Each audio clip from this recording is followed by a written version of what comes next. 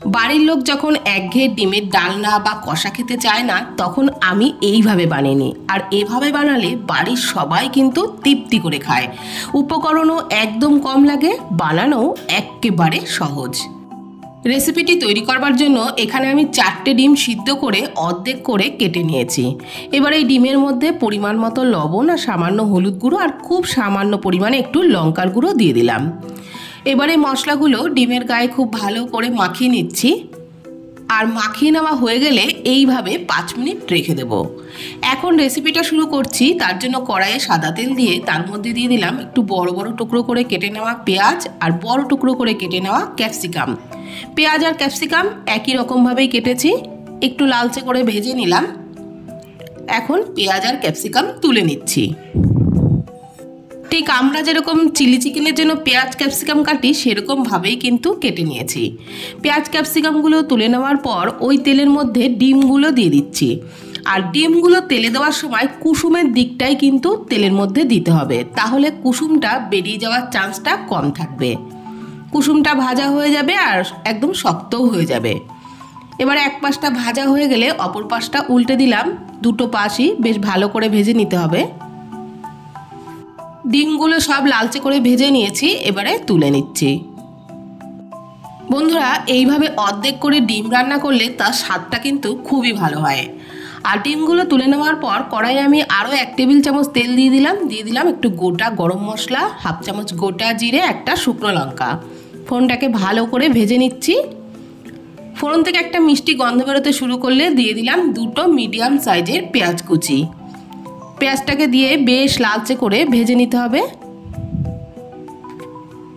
পেঁয়াজ বেশ লালচে করে ভেজে নেওয়া হয়ে গেলে দিয়ে দিচ্ছি আদা রসুন কাঁচা লঙ্কার পেস্ট। এখানে 1 ইঞ্চি আদা আর 5-6 কোয়া রসুন, 5টা কাঁচা লঙ্কার পেস্ট দিলাম। দিয়ে দিলাম একটা মিডিয়াম সাইজের টমেটো কুচি, হাফ চামচ করে জিরে গুঁড়ো, ধনে গুঁড়ো, কাশ্মীরি লাল লঙ্কার গুঁড়ো, হলুদ গুঁড়ো আর পরিমাণ মতো লবণ আর খুব সামান্য একটু চিনি দিলাম। এবারে সমস্ত মশলা খুব ভালো করে কষিয়ে নিচ্ছি। খুব সামান্য কিন্তু আমি 2-4টে দানা চিনি দিয়েছি। এইটুকু চিনি দিলে রান্নাটা একদমই মিষ্টি লাগবে না, টেস্টের ব্যালেন্স হবে, খেতেও খুব ভালো লাগবে, সেই কারণেই দিয়েছি। আর এখন কিন্তু এই মশলাটাকে খুব ভালো করে কষিয়ে নিয়েছি। দেখুন মশলা কষাতে কষাতে কালারটাও একেবারে চেঞ্জ হয়ে গেছে। এই সময় আমি দিয়ে দিলাম একটু কাসুরি মেথি, হাতে ঘষে দিলাম, তাহলে ফ্লেভারটা খুব সুন্দর বেরোবে। আর এটা দিয়েও মশলাটাকে আরও 1-2 মিনিট ভালো করে কষিয়ে নিচ্ছি, মানে একটু নেড়েচেড়ে নিচ্ছি। প্রায় 7-8 মিনিট মতন কিন্তু আমি মশলাটাকে ভালোভাবে কষিয়ে নিয়েছি। এখন মশলা থেকে একেবারে তেলও ছেড়ে দিয়েছে। এই সময় আমি দিয়ে দিলাম পরিমাণ মতো উষ্ণ গরম জল। অবশ্যই রান্নায় গরম জল দেওয়ার চেষ্টা করবেন, তাহলে রান্নার টেস্টটা অনেকটাই ভালো হবে। একটু নাড়াচাড়া করে নিলাম। এখন ঝোলটা ফুটে উঠতে শুরু করলে ভেজে রাখা ডিমগুলো ঝোলের মধ্যে দিয়ে দিচ্ছি। আর ডিমগুলো ঝোলে দেওয়ার সময় ঠিক উল্টোটা করতে হবে, মানে তেলে ভাজবার সময় যেমন কুসুমের দিকটা নিচের দিকে দিয়েছিলাম, এই ক্ষেত্রে কিন্তু কুসুমের দিকটা উপরের দিকে রাখতে হবে, তাহলে কুসুমটা বেরিয়ে যাওয়ার চান্স একদমই থাকবে না।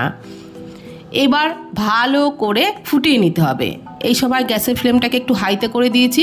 হাইতে করে দিয়ে প্রায় 5 মিনিট মতন আমি ঝোলটাকে ফুটিয়ে নিচ্ছি। এবার ঝোলটা নামানোর একটু আগে দিয়ে দিলাম ভেজে রাখা পেঁয়াজ আর ক্যাপসিকাম। এটা দিয়ে ঝোলের সাথে বেশ ভালো করে নাড়াচাড়া করে নিচ্ছি। ভালো করে নাড়াচাড়া করে মিশিয়ে নিলাম। এখন ঝোলটাকে এইভাবে আরও 1 মিনিট মতন ফুটিয়ে নেব। তারপর গ্যাসের ফ্লেম বন্ধ করে দেবো। তবে তার আগে দিয়ে দিলাম হাফ চামচেরও একটু কম গরম মশলার গুঁড়ো। নাড়াচাড়া করে মিশিয়ে নিলাম। এখন গ্যাসের ফ্লেম বন্ধ করে দিয়ে 5 মিনিটের জন্য ঢাকা দিয়ে রাখবো স্ট্যান্ডিং টাইম। তারপর পরিবেশন করব। তো বন্ধুরা, একঘেয়ে ডিম কষা বা ঝোল খেতে না ভালো লাগলে এইভাবে একবার ডিমের দো পেঁয়াজা বানিয়ে দেখতে পারেন। এটা যেমন ভাতের সাথেও খেতে ভালো লাগবে, তেমন রুটি পরোটার সাথেও খেতে কিন্তু দারুণ লাগবে। আর ভিডিওটি ভালো লাগলে প্লিজ কমেন্টের মাধ্যমে জানাবেন। ফেসবুক থেকে দেখে থাকলে পেজটি ফলো করে নেওয়ার অনুরোধ রইল। ইউটিউব থেকে দেখলে চ্যানেলটি প্লিজ সাবস্ক্রাইব করে দেবেন। আজকের মতো এই পর্যন্ত। ভালো থাকবেন, সুস্থ থাকবেন, ধন্যবাদ।